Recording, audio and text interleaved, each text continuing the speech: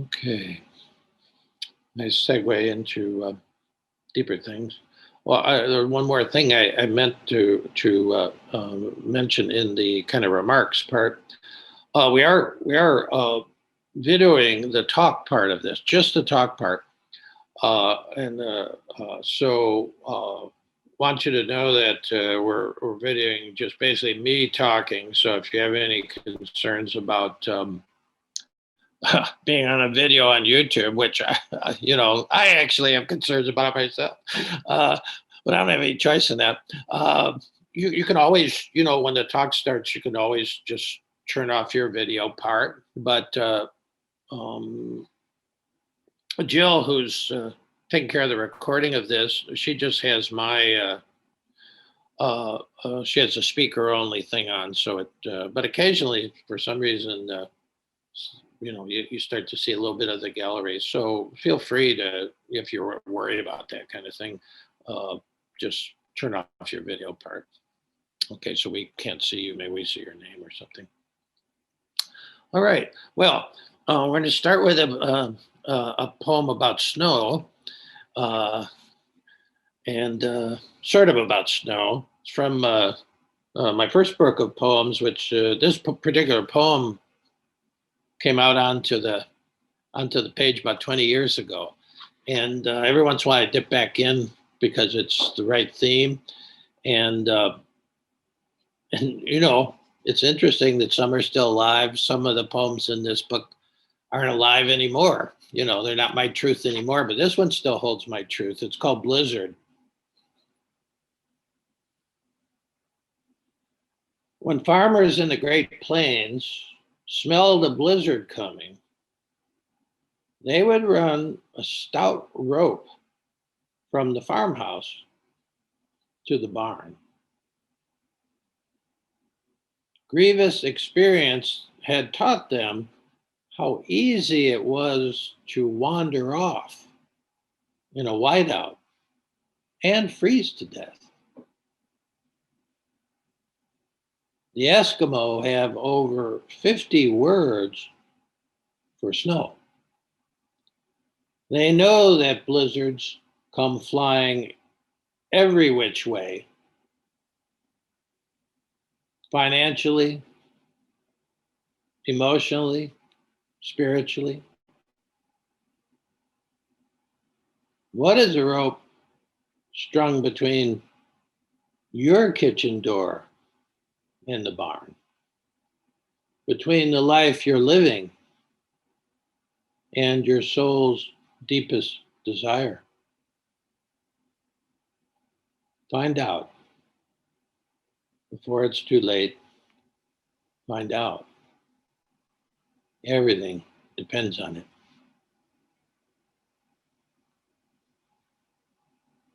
When farmers in the Great Plains smelled the blizzard company, they would run a stout rope from the farmhouse to the barn.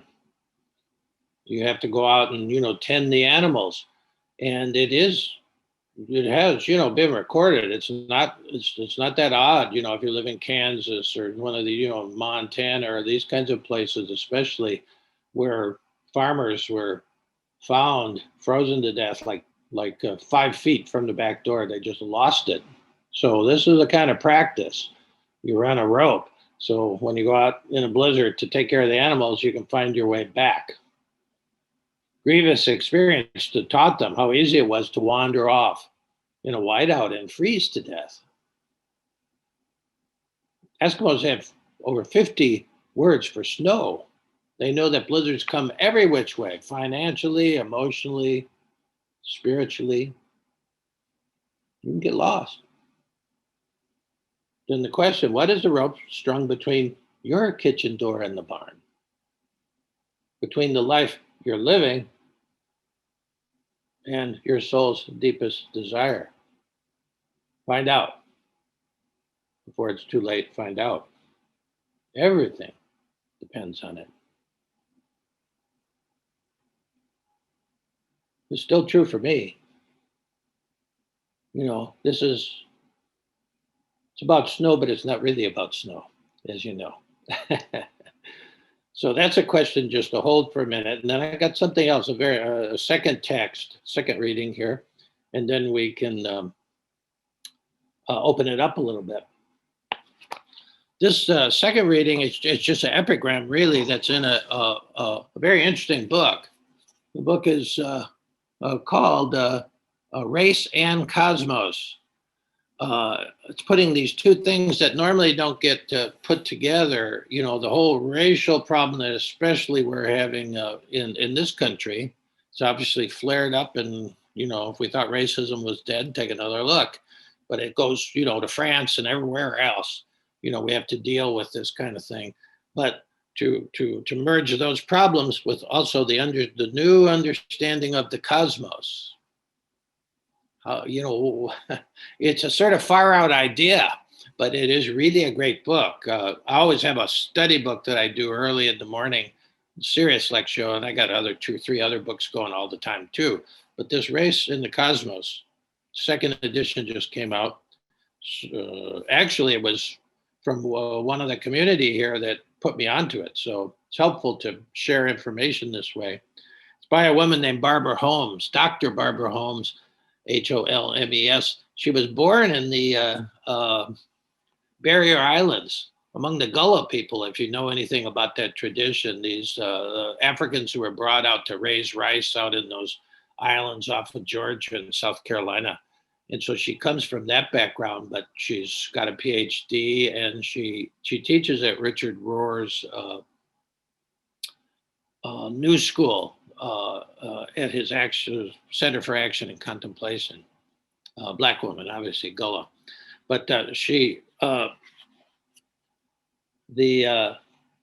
Gullah people, they believe people could fly, and they have talks about the people, the deeper ones, sort of like the shamans of the group, could fly out back to Africa, check in and come back. Well, you know, that sounds unbelievable to most Westerners, but they believe that. They believe that.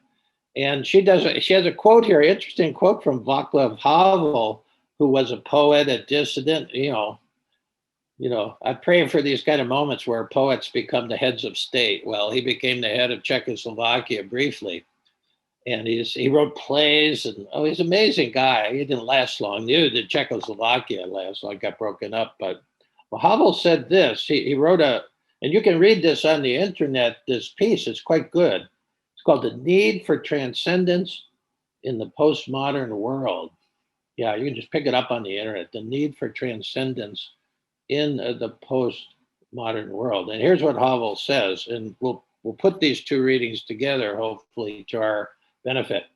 Havel said, "We may know immeasurably more about the universe than our ancestors did, and yet it increasingly seems that they knew something more essential about it than we do.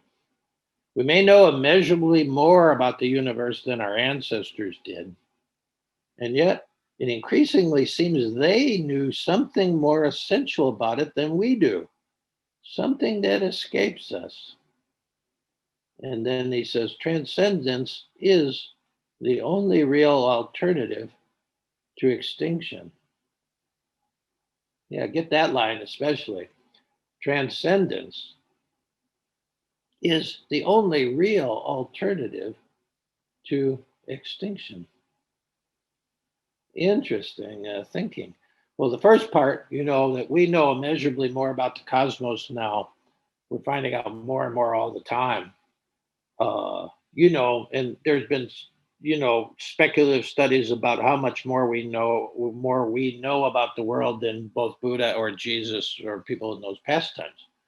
But then I think it'd be true that they knew something more essential about all this than we do, that we've forgotten, that escapes us.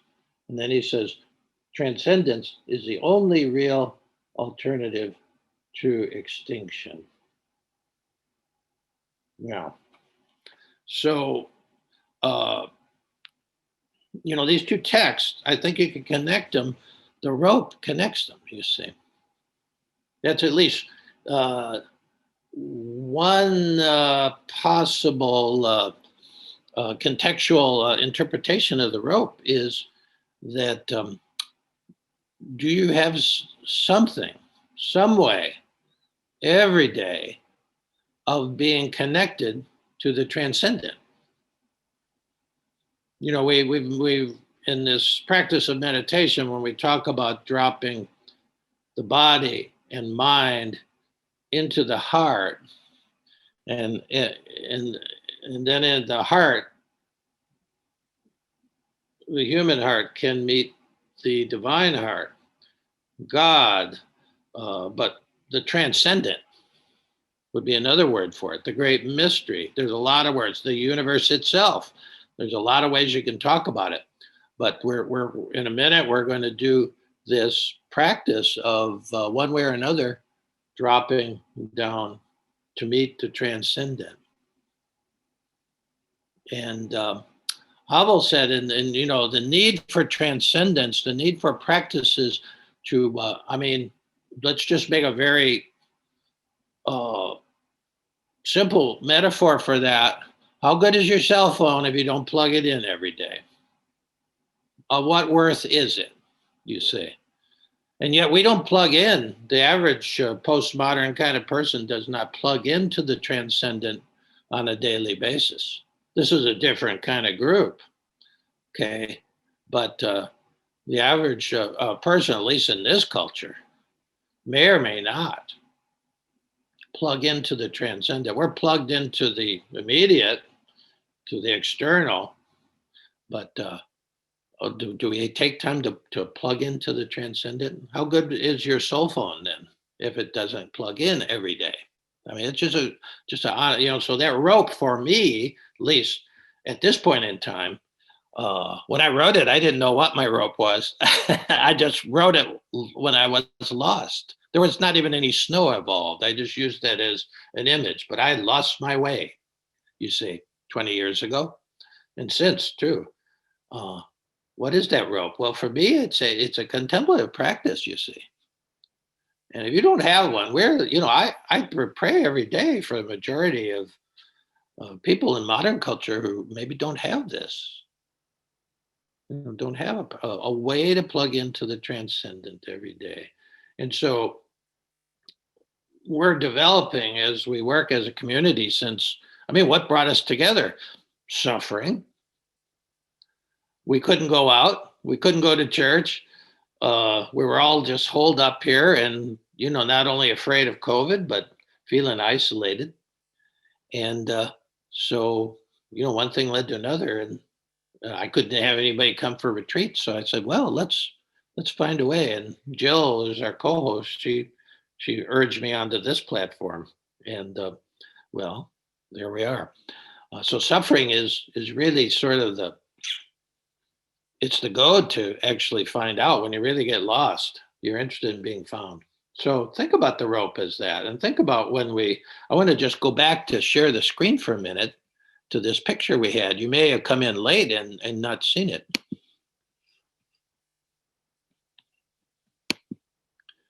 Yeah, this is a actual painting of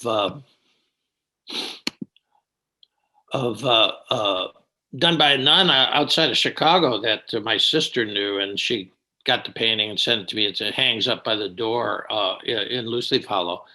But this is the image uh, of the rope there connecting to the transcendent. And of course, she's I don't know where this nun. I know nothing about this nun, but that shape. First of all, the shape that you're looking at, that kind of almond shape, is part of Christian iconography. It's called a bandor.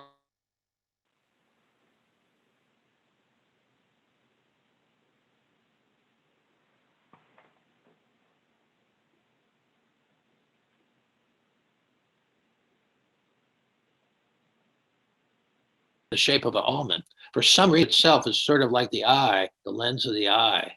You know, you have this kind of almond shaped thing in your pupil. But the key thing is to look at connection and how it goes down from outside the mandola all the way down to the center. And of course, these are typical chakra colors. And around the heart, which is the light in the center, is green. Yeah. Uh, that's the sign of spring. And so if you can, well, that's why this is called heart to heart. This whole enterprise is like my heart connecting with your heart. We're all connecting our hearts here. But then the actual act of meditation is a kind of dropping the body and mind into the heart, you see. Anyway, I wanted you to see that picture, especially if, no, I think Nick's just coming in, so he get a glimpse at it. Okay, so that's where we're heading, and I'm just going to lead you into it. And you may have all kinds of we have all kinds of different meditative practices here, I'm sure. But I'm just suggesting that you just sort of consent to drop into something deeper. You know, uh, I call it the heart. Other people call it other things, but we're dropping off the surface of things. And so I'll just sort of try to help you, nudge you in that way, and then we're off in the silence.